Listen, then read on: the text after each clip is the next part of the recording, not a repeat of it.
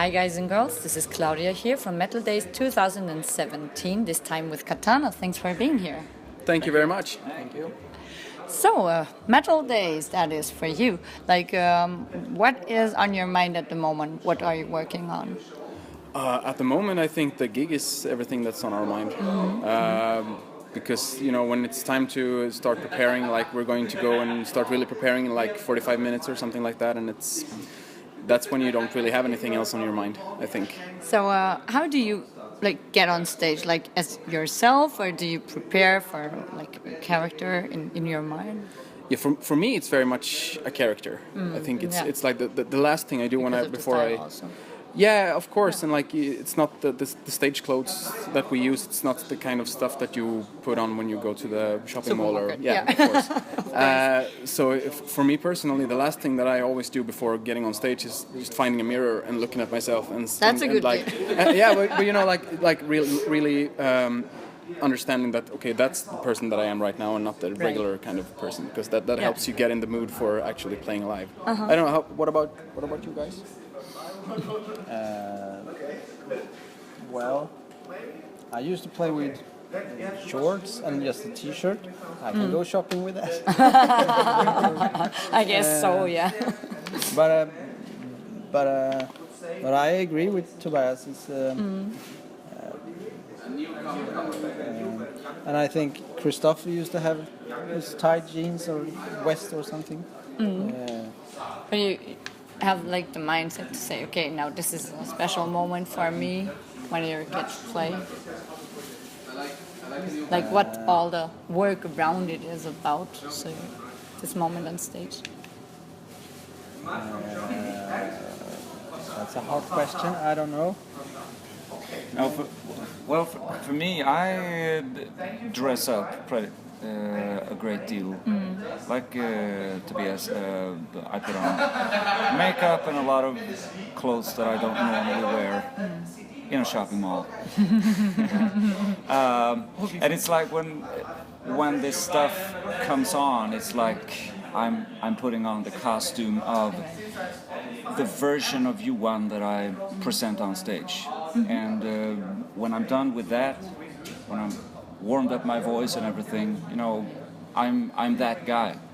I'm still kind of me, but it's a certain part of me that I'm presenting on stage. So, it's still me, but it's more of me.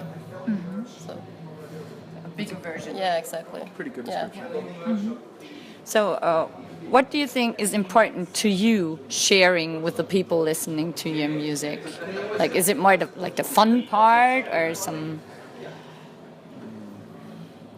A mixture of things, I would say. I mean, we do have fun ourselves with our music, especially when we perform it live.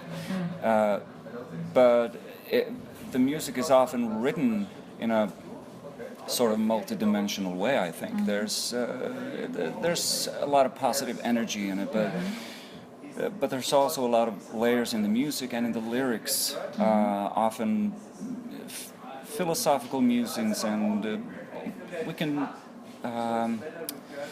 sing about some pretty serious stuff, but it's still a party. Right.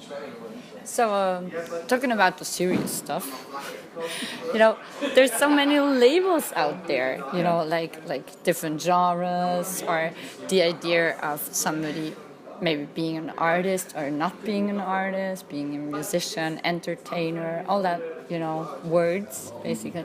So, what do you think yourself? Who decides? Are you an artist?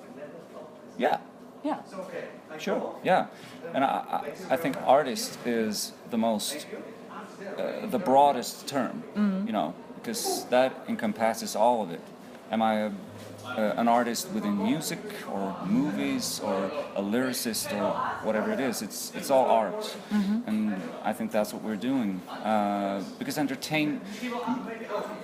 that doesn't have to mean that everything is deep and profound, but it's entertainment and it's art in a way. So we are a group of artists, I think.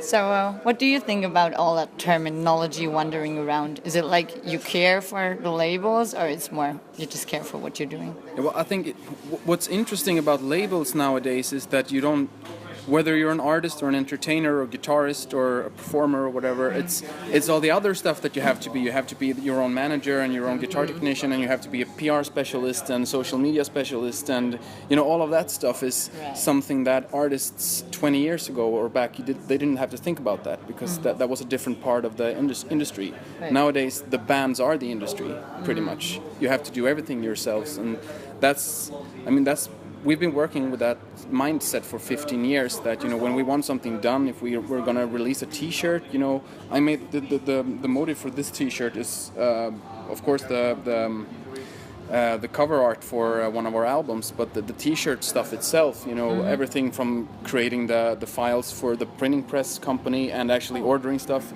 that's stuff that we do ourselves.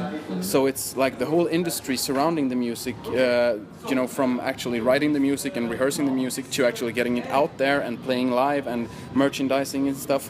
We all do that ourselves. So there's like the titles for us is the list of titles is way bigger than you might think, because of all that extra job that we have to do. You don't see it, right? When you're on stage, there's... Yeah, when you're on stage and you're playing, that's all that you do, but everything behind it, that we had a part in that as well. And for us, it's always been a big part of what we do. So who does the artwork then? Is it also you?